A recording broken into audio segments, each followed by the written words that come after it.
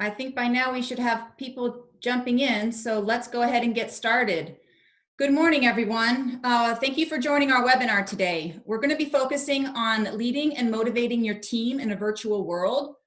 We're hearing from a lot of executives that the transition from a face-to-face work environment into a virtual environment has brought up some challenges of how to continue to motivate and stay engaged with their employees.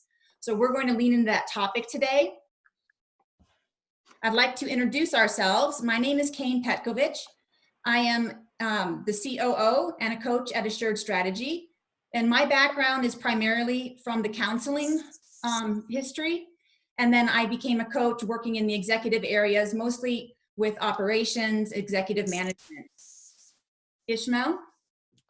Hello, everybody. My name is Ishmael Ramos. I was previously a business owner, started and grew and sold multiple businesses. And today I'm a coach, a strategy coach with Assured Strategy. Hi, my name is Tish Gaither. I'm one of the coaches here at Assured Strategy. My primary background is in sales and leadership, as I've worked in the corporate and retail space. And I have lots of experience working with virtual teams, and I look forward to sharing that today. Thanks, guys. We also have with us David Chavez, who is the CEO and founder of Assured Strategy, to say a few words about the upcoming webinars that we have. And we also have some of our other coaches on as well to support us in case there's questions at the end that you would like to ask. So at the bottom of your Zoom function, there's a Q&A area. Feel free to ask questions throughout the webinar, and if we have time at the end, we'll get to them, or we'll definitely respond on a one-to-one basis. All right, David. Hi, everybody. Just gonna jump in here. Oh, am I on mute? No, I'm good. All right. So, Kane, I heard a good joke just this morning. I got up and I read a text I got from a friend. He says, the most used words this last week. Guess what it is? Guess what it is? I don't know. Something with Zoom, maybe, because everyone's on Zoom these days. You're on mute. So anyway, let's get going. So I just want to go over the webinars we're going to be having. On April 15th, I'm going to be talking a little bit about cash. I'm going to be talking about projections, primarily how to project my cash out into the future. That'll be the focus of that webinar. Then we're going to have Cindy come in on our team and talk about adapting processes from the physical world to the virtual world. And what we mean by that is that now your physical processes that you used to have in your company now are virtual. How do we make those shifts? And then the last one we're going to be doing is keeping you focused on your strategy and execution. And Ted Servata from our team will be joining me on that workshop. And we'll actually be talking about how to stay focused on your execution techniques, but then also how to stay focused on that long-term strategy with the world shifting and changing the way it is right now. So just join us for each week, same time, Wednesdays from 9 till 10 a.m. Pacific Daylight Time. Thanks, Kane. Thanks, David.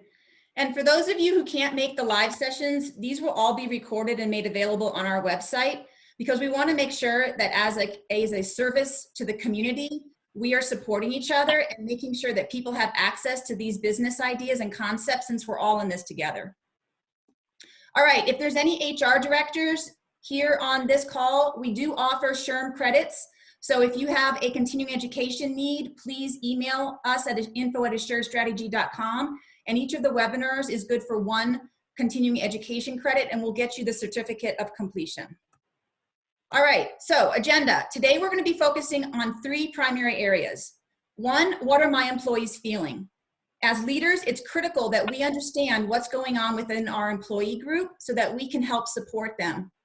And then after we talk about ways to support them, then we're going to talk about how to hold them accountable in a virtual environment, because it's getting harder from going from a face-to-face environment into a virtual environment. And we want to build a culture of accountability with some very specific tools and techniques that we use in our growth firm to help companies scale and grow their business.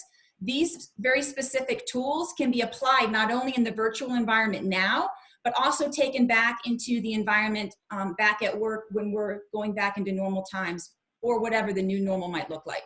So it's really important that we talk about a culture of accountability. All right, so the first thing that I'm going to dive into for us is the common reactions to fear.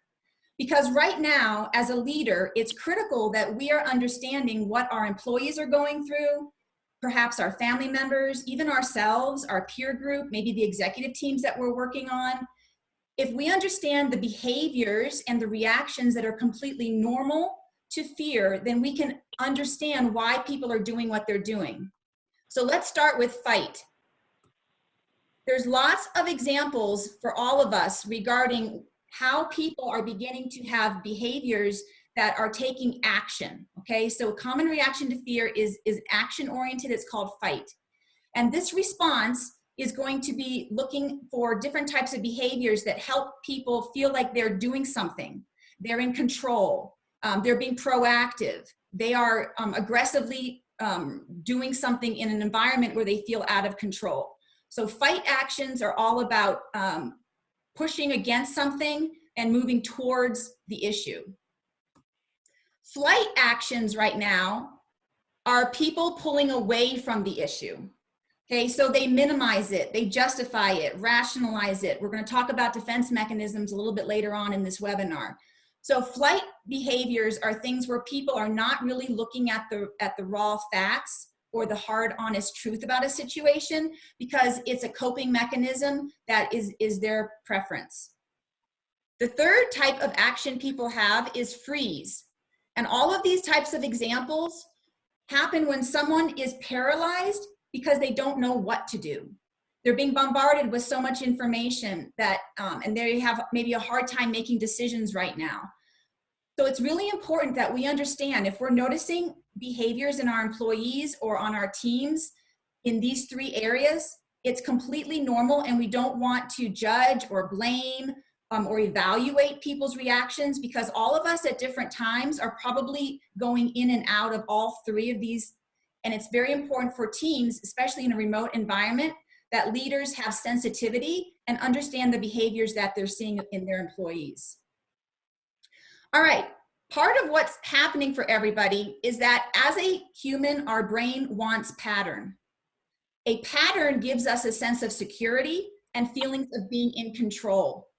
And when we don't have pattern in our world, which right now, everything in our day-to-day pattern has been disruptive, it causes us to not have a sense of ownership of our environment. And it's much more common then to have a reaction of fight, flight, or freeze.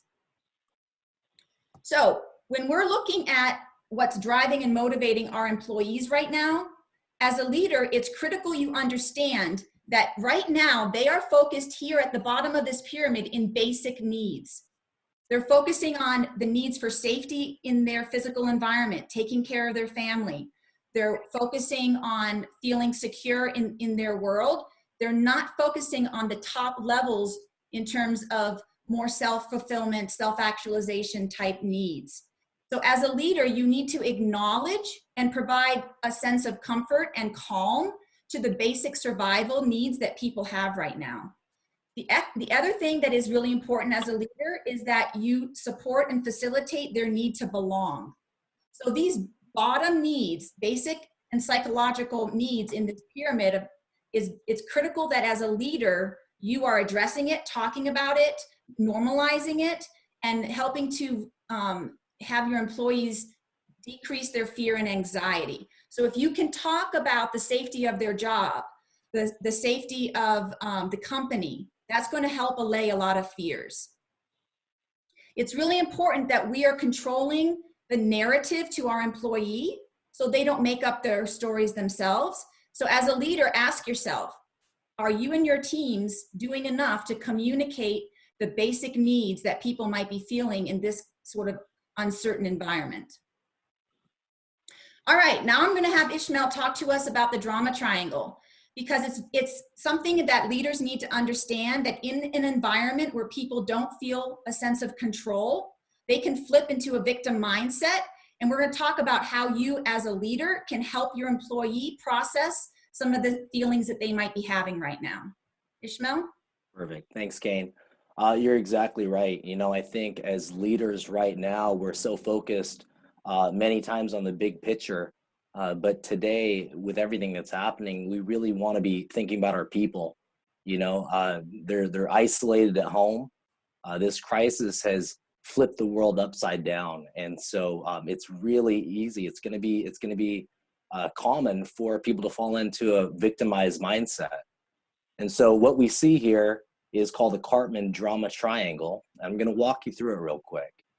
First, you have three roles. One is the victim, and you have a persecutor, and you have a rescuer. And the victim role, let's talk about that first. This is someone who feels powerless. They feel helpless or persecuted, even oppressed sometimes. They feel like they have no control in the situation. And their mind's telling them that something is happening to you, right? Something's happening to me. And so what they do is they point the finger and they blame something external, like a persecutor. And so when we come to the persecutor, this could be a person. It could be a crisis like we're experiencing today. It could be their boss. It could be that they blame the government or their circumstance. And the persecutor is really going to feel to them like a big bully, right? So they're going to want to find rescue. And so now we have the rescuer here to the right. And victims want to be rescued. So as they're looking for someone to rescue them, they can go to their employer, they can go to their supervisor, they can go to their coworkers. They're looking for rescue, right? They can call friends and family members, again, all to find someone to rescue them.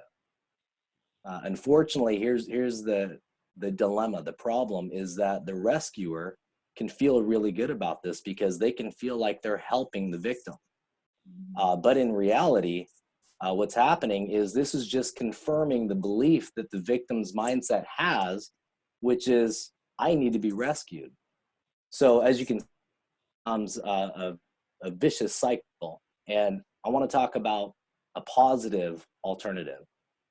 And so what we would do is we would take this triangle and we look at the victim, and the victim becomes the creator or thriver, right? So what happens here is they can focus on the things that they can control versus the things that are out of their control. The creator becomes a challenge or a challenger, and the creator can grow from the challenge. They can learn from the challenge, or even overcome the challenge. And then the role of the rescuer becomes a coach. And coaches see others as creators. So they can help creators through coaching.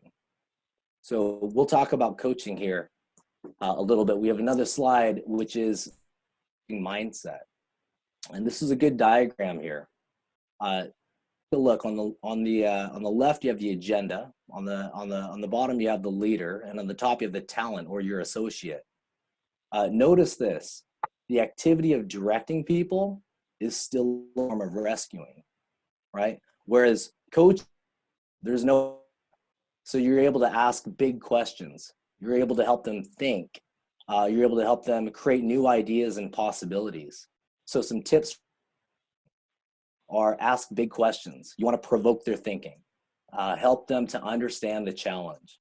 You want to be actively listening. You want to be empowering them, encouraging them. And you want to have them create small action steps so they can move on. Finally, I want to say this is really important, that we want to be able to coach with empathy and not sympathy. When I think of empathy, I think it's when you're really looking to understand why someone is feeling the way they feel about their circumstance. See, the thing is, the goal of coaching is we really want to help others become the best version of themselves that they can possibly be. So that's, in short, what I'd like to say about coaching right now, but we're going to move on to defense mechanisms here. I believe because of the current situation in the world that people are out of their normal routine. And what we know is work is not normal. This is not normal, right? Life is definitely not normal. It's not normal in my house or when I talk to my friends and coworkers and so on. And so people have a heightened sense of feeling out of control, right? When you notice defensive behaviors, you want to do two things. One, you want to normalize it. And then two, you want to bring it to their attention. And so some of the common ones are denial or indifference. This is an attitude that's like, I could care less, or minimization or justification. They could be just making excuses and excuses, justifying poor actions, or it could be projection. You know, they're putting their negativity on all the people around them. It's just bringing everything down. Or it could be self-pity. You'll see strong emotion. This is where they can get really angry or overly defensive. And one thing we know is that the victim mindset does not like being challenged. So why is this? It's because they want to be rescued, right? So expect defenses to be coming up. And as coaches, know that it's normal. The goal is not to get rid of defenses. The goal is to bring awareness to it. I'm going to finish my last portion on this story about mindset. And many of you on the call may be familiar with this story. It comes from the book Good to Great, called The Stockdale Paradox. And it's a fascinating story. I think it's a story about faith versus optimism. And it's about Admiral James Stockdale of the US Navy. He was a prisoner of war in Vietnam. He was imprisoned over 8 years and tortured over 20 times. In the book, he has a quote. I'm going to read it here. It says, "I never lost faith in the end of the story. I never doubted, not only that I would get out, but also that I would prevail in the end and turn the experience into the defining event of my life, which in retrospect, I would not trade." That's powerful. When he was asked, so who didn't make it out alive? His answer was the optimist. I was surprised to read that. He says that the optimist would say that we're going to get out by Christmas, and then Christmas would come and go. And then they thought that they would get out by Easter, and Easter would come and go. So they said, we're going to get out by Thanksgiving, and Thanksgiving would come and go. And then, sure enough, it's Christmas again. He says they end up dying with a broken heart. And I think that his main point, the main takeaway I got from the Stockdale Paradox is that we need to confront the brutal facts. We need to never lose faith. We need to handle the difficulties and persevere till the end, even when we don't know when that end is. And so I want to bring us back to the thinking of the drama triangle, and it's the creator role. And it's this: focus on what you can control versus what is out of your control. And on that, thank you for the time. I'm going to give it back to Kane. Thanks, Ishmael. So what's really important as a leader right now is that you're normalizing the different types of behaviors and the reactions to situations that your employees might be feeling, and being aware of the long-term acute stress symptoms that you might notice with your employees over time if you haven't already begun to notice these. And even our team, we've talked about this just this week. Some of these items in here we're already experiencing ourselves. So it's really critical that as a leader, you have self-awareness of not only your symptoms and your behaviors related to chronic stress in this situation, but also have the grace and the understanding to see it in your team and your colleagues so that we can normalize it and talk about it. So let's start with behavior. The types of things that people might be doing under long-term stress is noticing an increase or decrease in their activity level. Sometimes they're going to have self-medication behaviors, a decreased ability to relax. They get very agitated or restless. They just can't sit still. They can't sort of focus their mind. And this might impact their job performance. So if you notice that some of your A players are beginning to slip a little bit, have some consciousness that they might be experiencing an accumulation of stress during this time. Now, physical symptoms that people might be experiencing are an increase in aches and pains, having more headaches. Oftentimes we somaticize our emotions, meaning we put our emotions into our body. So that's a very common reaction. Weight changes, either increasing your weight or decreasing your weight, having digestive issues, or sleep changes.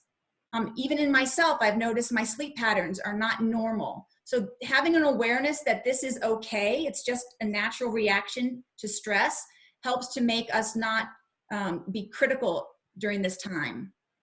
Emotionally, your employees might be experiencing different levels of highs and lows in their personality than what they're used to or what you are used to seeing in them. It would be completely natural and normal for them to be more irritable, for them to show signs of anxiety or even depression, having feelings of guilt, especially for employees who are working from home while others of their peers are still working in the main office, or vice versa. Oftentimes I'm noticing that different employee groups might be having guilt about their situation or their circumstance. Also, apathy. At some point, we just don't care as much because the intensity of caring has sort of worn out. We're feeling more afraid ourselves, and so we stop caring so much about things around us, and we might become more apathetic. Also, grief. So there's many different symptoms of grief, but increase in anger is common, denial, justification. So just make sure that you're aware of some of the behaviors that might be coming up in your employees. This one is really an interesting slide because even Ishmael here on the call, I'll bring him in a second, made a comment about this slide when we were talking and preparing for this webinar.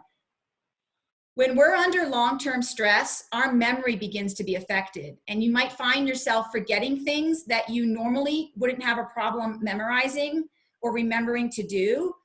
You might be more confused about the obvious, so basic ideas have a harder time becoming more concrete in your mind.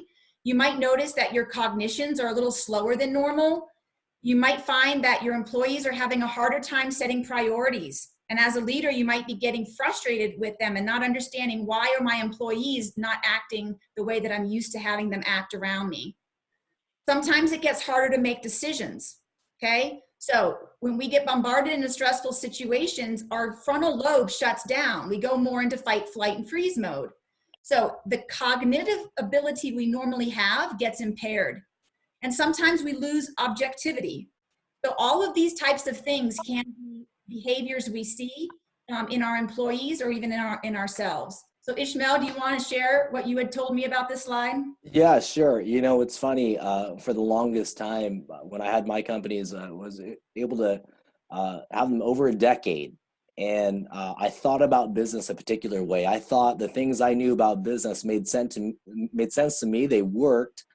And then when I started to learn more of the scaling up methodologies and working in coaching and so on, I was really reading a lot and studying a lot, which we still are today, right? We never stopped that. But it got to a point where just my brain, and I was telling Kane, you know, my brain would just not even, it felt like it wouldn't function anymore. And so it was really the stress of the thinking that's described in this slide. And so it's funny to be able to experience that and see and relate to it and know that, you know, this is real. Thanks, Ishmael. Yep, real and normal. All right, social.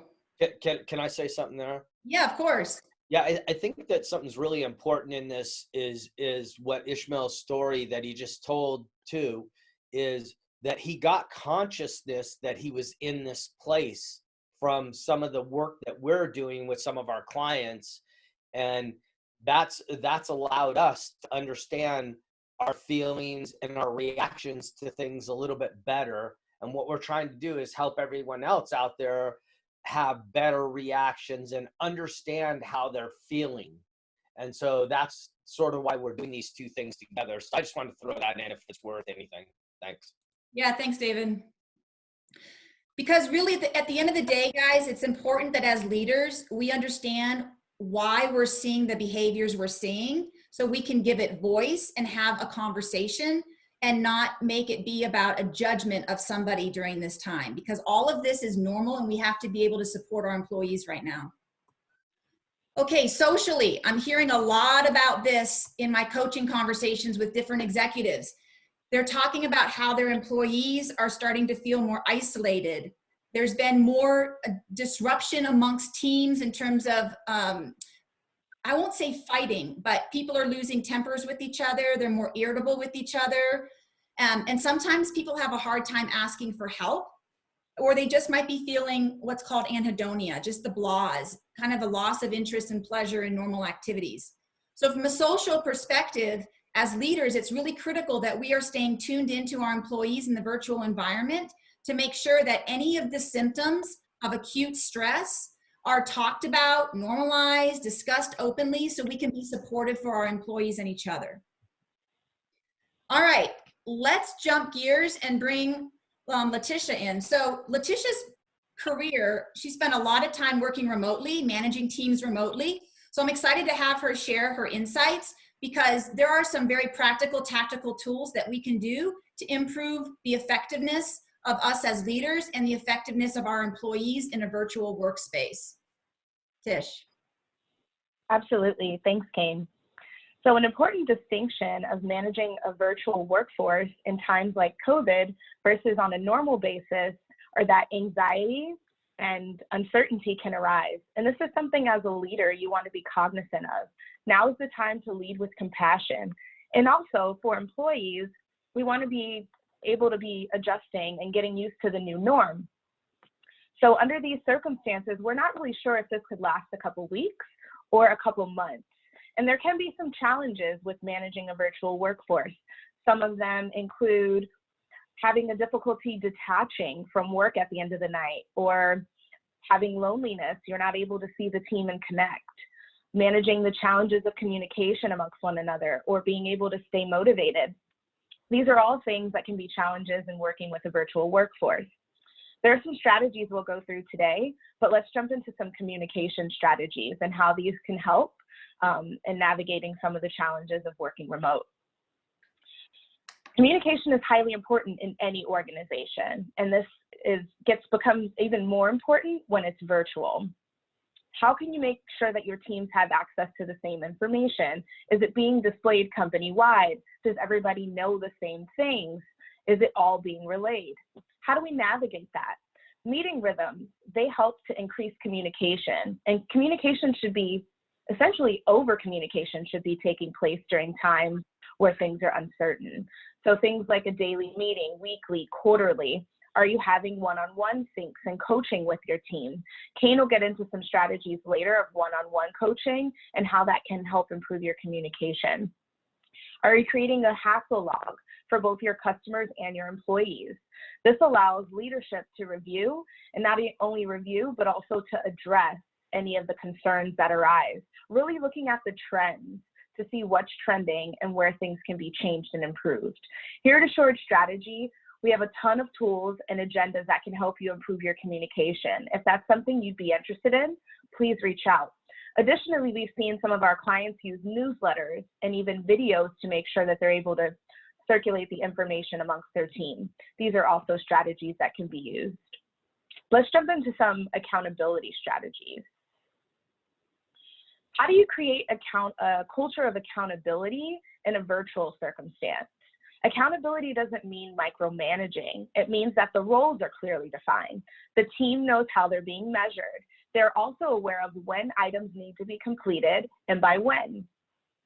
The topics of accountability, responsibility, and authority often come into play. And there can actually be communication breakdowns or finger pointing if these things aren't clearly exhibited. For accountability, who's giving voice to the project at hand? Who's screaming loudly if things are not going well or if things are getting off track? In terms of responsibility, who's taking action? And authority, who are the person or teams that are responsible for making decisions? A tool that can also be used is the WWW, or who, what, when. This allows you to determine who will be completing the action, what's the action that needs to take place, and by when. This is also something that we use at Assured Strategy with our clients. So if that's something you'd be interested in, we're happy to share these tools with you. So let's talk about technology a bit. Right now, everyone is being stretched thin. We're all being forced to get used to this new normal, and even some on the team may be more technologically savvy than others, while others may need more help. There are various forms of social engagement. These can be utilized to improve morale, increase productivity, and even help the team stay connected. If your team isn't actively addressing some of the categories that are listed here, we would strongly encourage you to. as we don't know how long the circumstance would last, as we've mentioned. And as leaders, we all want to be focused on the company's long-term growth and using technology, because technology can play a huge role in it. Let's talk a little bit more about collaborating in a virtual environment. What you really seek to do here is make sure that your culture can come alive even in a virtual circumstance. So for example, when you go into the office, there's water cooler talk. You know, these interactions happen organically. You have a conversation, and some of these conversations can be missed online. So how do we recreate that in an online environment? This could be having a remote team lunch. Like maybe an idea now is saying like, let's do this for a good cause. Maybe the team gets together and orders in from a local restaurant to keep our local restaurants going. Or maybe we have a virtual happy hour. This can also be spending the first few minutes of the meeting, catching up, or maybe having a water cooler conversation virtually for the first 10 minutes in the morning or last 10 minutes in the evening. These can all be options as well. Leveraging tools like video so that you're able to not only see the verbal communication, but also nonverbal communication from your team as well. Studies have actually shown that people feel more connected when they're seeing you face to face, and this can also include using video. So why not take advantage? You want to seek to mirror your culture in a virtual environment as well. So if you have a team, and typically when your team does something well, you want to be able to celebrate the wins. Why not do that virtually as well? You can have virtual recognition and making sure that you're also highlighting the team from a virtual circumstance. You also want to be cognizant of an us versus them mentality. This was mentioned a little bit earlier, but if there are people that are working remote and others in the office, you want to make sure there's consistency across all teams. In terms of culture, your brand matters, and it matters virtually as well. What employees are wearing, their homes, their backgrounds, like you can see all of our backgrounds here. This all represents your brand, whether it's intentionally or unintentionally. So this is something you want to highlight in the organization to make sure your brand is streamlined. Have you been able to replicate your company brand based on a virtual environment? Have you shared the code of conduct? Have you been able to share the expectations with the team to make sure they're aware of what they are as well? Like we said, don't forget to celebrate the company wins. If you typically have a company quarterly celebration, maybe this can be done virtually. And let's not let things fall by the wayside just because things have switched over to being virtual. Kane's going to talk a little bit more about coaching accountability tool next, but thank you so much for your time and hope this helps. Thanks, Tish.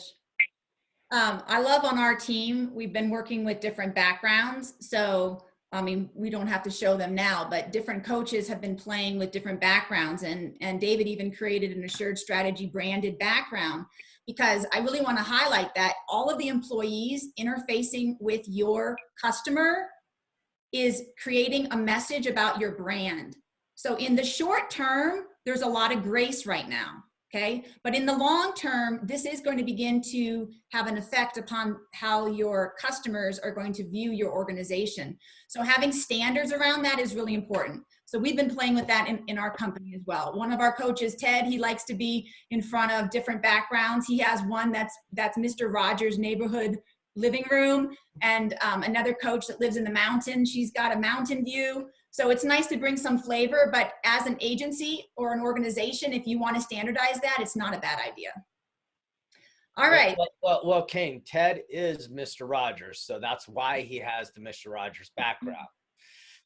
All right, Ted, if you can pull yourself up Mr. Rogers' background, I think it'd be a kick to show people that.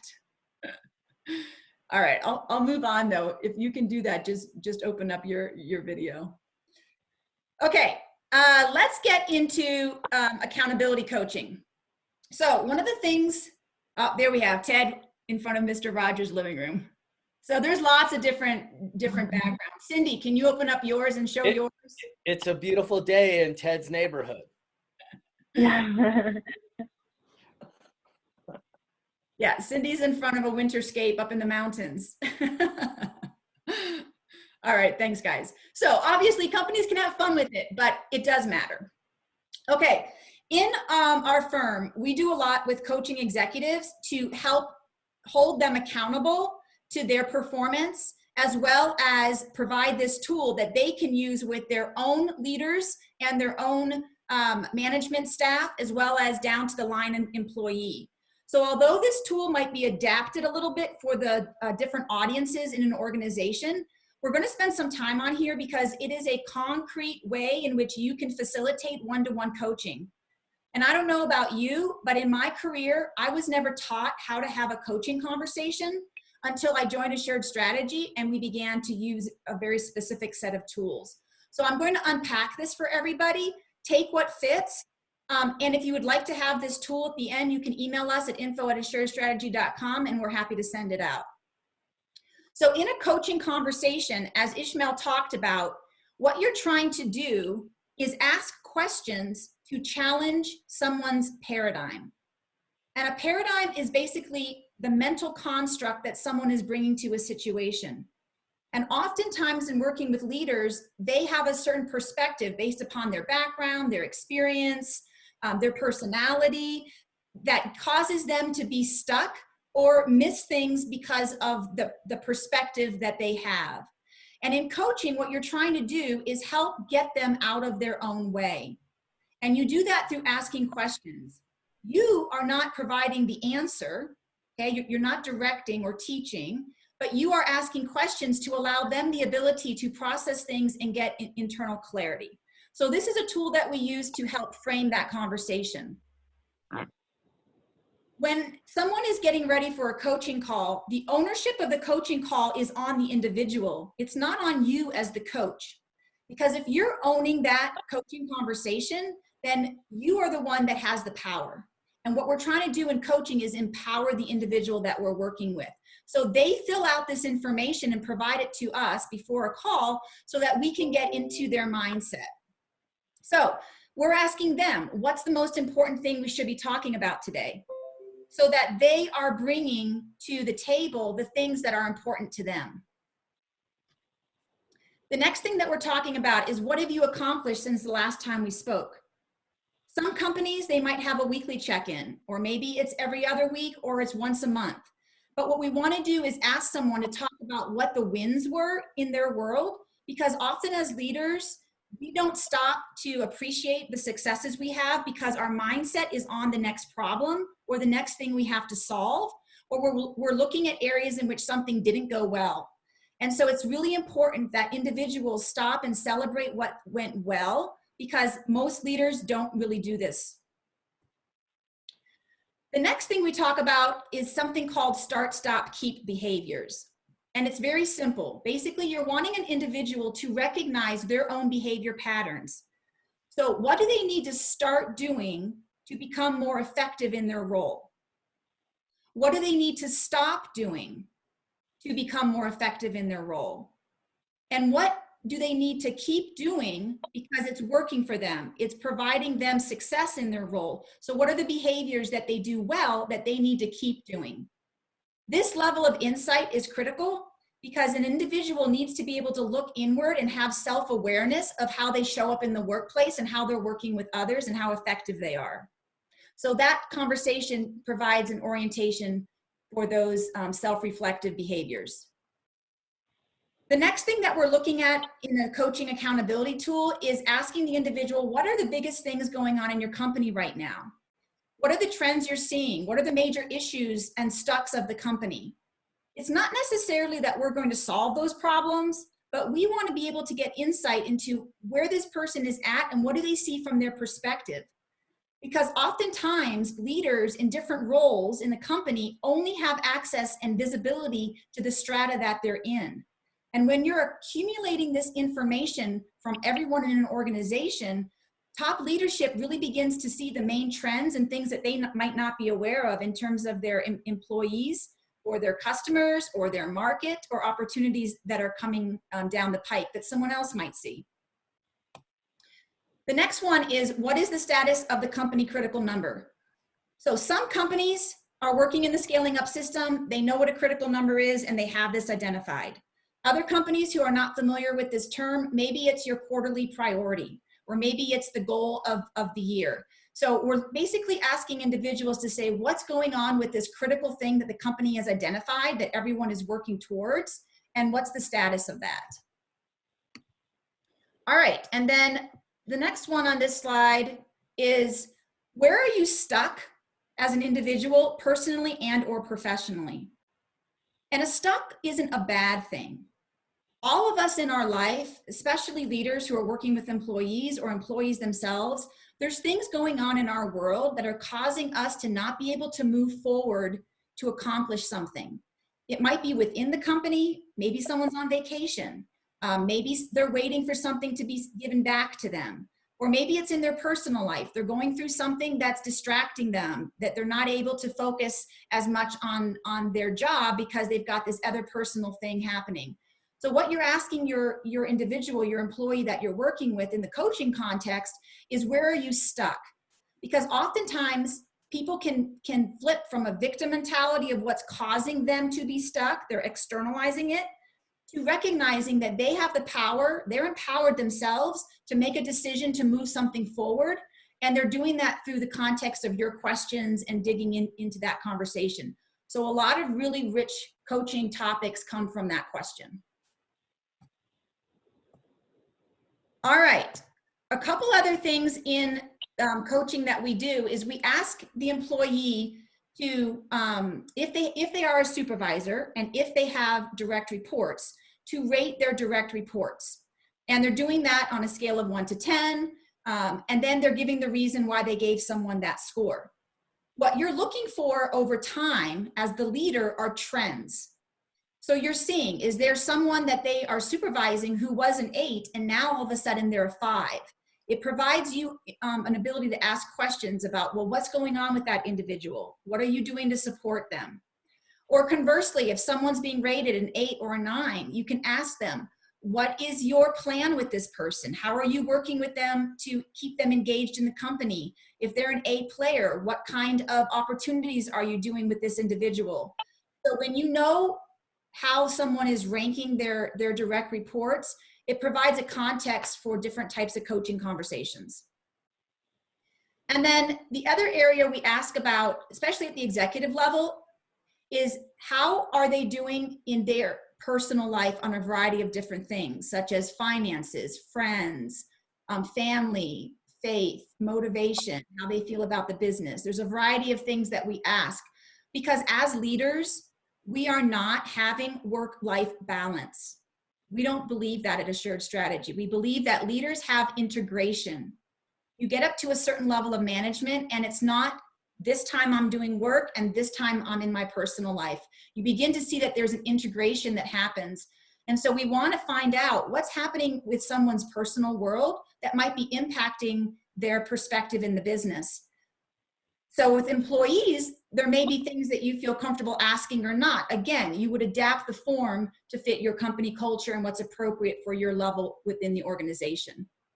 And then the last part about accountability tool is we're asking about, what are you going to do? What are the action items that are coming out of our conversation that I'm going to ask you about next time we meet? And we're documenting that, sort of like a WWW, that they're going to do it, what are they going to do, and when are they going to do it by? Because that's how in the next session, you'll know what to ask them. They'll be able to reflect back if they did it or didn't do it. And if they didn't, why, what was going on for them. So all of these types of topics are really rich coaching conversations, because again, the intention is not for you to solve their problem. The intention is for you to support them in being able to solve their own problems and bring their own insights to the table. Again, if you have interest in this forum, please reach out to us. We're happy to provide that. All right, I want to jump into this next conversation, because what I have found is that when we're coaching individuals, oftentimes what's coming up is an employee's behavior. And when we look at behavior, we look at it based upon two different areas. One is their behavior regarding productivity. That's this bottom scale. How productive is an employee based upon the tasks and the function of the job? This is not about how busy someone is. This is about, are they productive in the function of their job? And then you can rate that on a 0 to 100%. Where do you think they fall on that continuum? Or where do they think they fall themselves on that continuum? The next area that we're looking at with employee behavior is core values, meaning how well does this employee behaviorally demonstrate the core values of the company? So what you're trying to do is give a voice to, it's not just enough in a company to be productive with tasks, but who someone is, the kind of culture that they're bringing to the team, the kind of behaviors that represent the company's core values. All of these two things together is what creates team dynamics and trust in a company. So it's really important that executives, leaders, any sort of person that's supervising an individual has a tool to be able to have some of the hard conversations, because oftentimes in an organization, it's people who are really productive, but who are damaging the company culture, the company, and don't live the core values of the company, that are creating havoc in your organization. And this tool gives you the ability to have a direct conversation where you're asking them to self-rate and you're rating them as well. And you're talking about that gap, because sometimes employees are blind to how they're showing up. And other times they might be really self-critical on how they show up, and you actually provide them a different perspective. So this tool is something we use a lot, and we definitely encourage you to reach out about this tool, because when you're able to confront employees and have a hard conversation based upon behaviors and not based upon the perception of them, it gives a context for a really healthy coaching conversation. All right, that takes us to our question and answer time. So I am going to do stop share here and see if we do have any questions. Again, we have a variety of tools that we discussed today. They're all going to be made available to you. Just email us at info@assuredstrategy.com, and we would be really happy to provide that. All right. Let's see if we have any questions at this time. All right, it looks like we don't. So if you want to take a minute and send something in, feel free. Otherwise, if you're more comfortable emailing us directly, we'd be happy to reach out and have a face-to-face conversation with you over Zoom, and answer any questions that you might have in your organization. Again, yeah, go ahead. So Kane, I think it'd be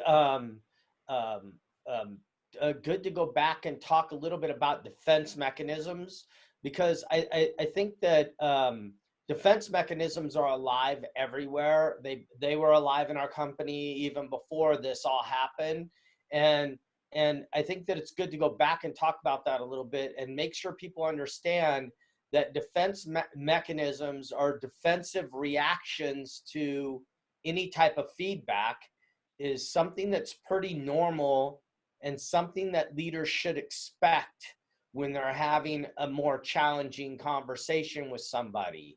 And so I think that if we could get that frame back up, we could maybe spend a few more moments on there talking about how we've helped some teams really get clarity on these defense mechanisms, and stop using them to, when I tell the story, I always equate it to, I'm a quarterback, I throw an interception, I'm walking over to the sideline. What are all the good guys on the sideline doing? They're slapping me on the rear, and they're telling me to get out of it, baby. Get back in the game. We need you back in the game. I have two choices I can make at that time. If I'm the quarterback, I can get defensive with you and start to tell you why my play was actually a good play, or I can be focused on getting my behavior back to the positive side where my greatness comes from. And so these defense mechanisms usually take us into our weaknesses. And so maybe we should talk about these just a little bit more, since there's no questions. Sure. What we find working with any person in any organization is that when you bring something to someone's attention, maybe it's a behavior with a task or something that didn't happen in terms of a technical thing that was supposed to occur. Or maybe you're bringing something to their attention regarding their behaviors of how they're showing up from a culture perspective or an attitude perspective. Regardless of what you're trying to bring to someone's attention, the first thing you should expect is for them to get defensive. Because these are coping mechanisms for self-protection. They are built into our psychology as human beings, and we're never going to get rid of them. The key here for a leader, however, is to be able to put a voice to what you're seeing as the reaction of the employee, so that you can say to them, I'm hearing you project this onto someone else, and give them the awareness of what's happening so that they can get clarity that they're doing that. Or if any of these different defense mechanisms are kicking in. Because the individual who's exhibiting that defense needs to understand that, one, it's normal, but they have to have awareness so they can own it. Because then someone can say in a conversation, you're right, I'm not taking accountability here, or I'm not taking ownership of this, I'm pushing it onto someone else. Or you're right, I'm getting defensive, I'm in denial about this. So it provides a language of how to coach employees when you can bring attention to the actual thing that's happening. Because one of the things that leaders struggle with a lot is giving employees constructive feedback. I hear this over and over and over again. Kane, how do I tell my employees something difficult? Because when they get defensive, I back down. I don't stand my ground. It's uncomfortable. It makes me feel a little bit, it's a hard conversation to have. And most of us in areas of management are never taught how to actually have a carefrontation or a confrontation in a caring, therapeutic, coaching sort of mindset. So these defense mechanisms are alive and well within ourselves and within our employees, and having voice and understanding what's going on is really important. Yeah, and Kane, just want to touch on this because you touched on this. Some of that, the reason why people don't want to have some of these conversations is because of the fear of the defense. Yeah. So the same things apply again, fight, flight, or freeze happens the same things for leaders when they're trying to interact on and maybe correct some behavior that's not exactly working the way they'd like it to work. So I'm having fear about challenging somebody on their behavior because of the defense mechanisms and because they're going to get defensive back with me. How I deal with this, just to share how I deal with this, is I actually share with the other person that they're getting defensive. And that's okay. I usually say, hey, you're getting defensive now. That's all right. I just want you to be conscious that you're getting defensive. And then I said, so now just share with me how you're feeling in your defensiveness. And usually when they start to share their feelings about their defensiveness, they start to come out of their defensiveness. And then you can actually have this role, because once they get conscious that they're actually being defensive, that allows them to remove the personal part of the attack away from them. Yeah, that's correct, David. Because when someone is feeling attacked, their reaction is fear-based. And therefore you want to self-preserve. I mean, it's a human survival mechanism. It's not going to go anywhere. But because we have the ability to think about things more rationally, it sort of tricks someone's brain into having the insight and taking away the fear. Because if they can talk about their fear or their feelings or the emotion around something, then it de-escalates that initial reaction. So I like how you say that, David. I notice you're getting defensive. What's that about for you is how I say it. People say it differently. Let's talk about it. And then that will de-escalate the conversation. And then you can get back to the behavioral issue on a whole different conscious level. Instead of using your subconscious mind, you're actually using your consciousness now. And that conversation usually goes 10 times better because now they're not a victim and I'm not the persecutor. I'm the challenger, and they're no longer the victim. Become the creator of what could be. Yeah, We have a question here on this topic. I love this question. Is there a certain way to approach an individual depending on what defensive type they are displaying? I love this question. Basically, what you're trying to do in the moment is manage the situation as a leader. So there's a couple of things that you can do. There's not a black and white answer here to each one of them having a certain reaction, but I can tell you generally different approaches that leaders might take. One is you call attention to it. And if they can't get insight in the moment, like they're still escalating, they haven't begun to de-escalate themselves, then you can ask for a timeout where they go and think about it and come back to the conversation. That timeout might be 5 minutes, it might be a day, it might be 2 days or a week. You can decide and control as a leader if you want to take a pause to allow them to think about it. And I've seen David do this, I know other coaches do this. Sometimes they'll say, why don't you walk off and think about this and come back with your insights. So it's okay in a conversation to impose a pause. The other thing that you can do is ask someone to play devil's advocate to what you're seeing. It's sort of reverse psychology a little bit. Well, you'll say to them, okay, I see that you are, don't care about this topic. It seems like you're indifferent to what I'm trying to share with you. Let's have you flip gears. What would you say to yourself about right now? What advice or what feedback would you give yourself in this situation? And oftentimes when someone can put themselves out of their personal reaction and see themselves externally to give themselves advice, it switches their mindset a bit where they can begin to understand what you might be saying.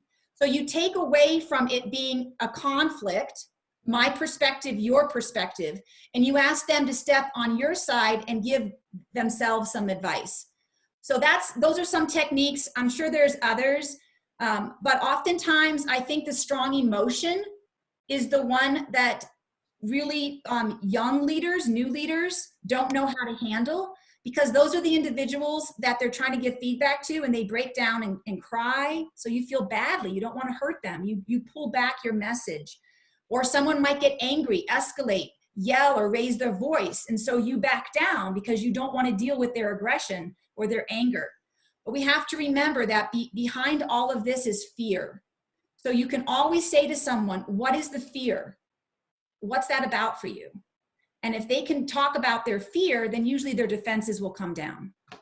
Great question. Yeah, great question. All right, we just have a couple other people thanking us for our time today, David, and we're just at about time. So guys, it's our pleasure. We do use these techniques and tools with our teams, and we want to make them available to all companies who could benefit from this, because these are the types of things that really help a company grow and scale. And so if there's anything that we can provide for you to take back to your team, or if you want to talk to one of us individually, please do that. And please stay tuned for our future webinars. Again, they will be posted on our website if you're not able to attend, but we're specifically taking the 4 different areas of scaling up: people, execution, cash, and strategy, and providing tools to the general public that we use in our firm. So we look forward to having your attendance on the next webinars. And just a reminder, we are taking 1-hour coaching sessions. So if you want to learn how to use the coaching forum, you want to learn how to do some of this stuff, we're taking 1-hour coaching sessions. Now, we're not selling in these coaching sessions. So even if you start talking to us about it, we will not talk to you. So I'm sorry if you get a little upset if we won't talk to you. We have to schedule another time if that's what you want. We're not doing the free coaching just to get clients. What we're doing it for is to help people so that they can keep their businesses running the way they want them to run right now during this challenging time. Just wanted to put that in there, Kane. Thanks. Thanks, David. All right, everyone, be safe, be well. We look forward to talking to you again soon. Take care. Thanks, everyone. Thank you.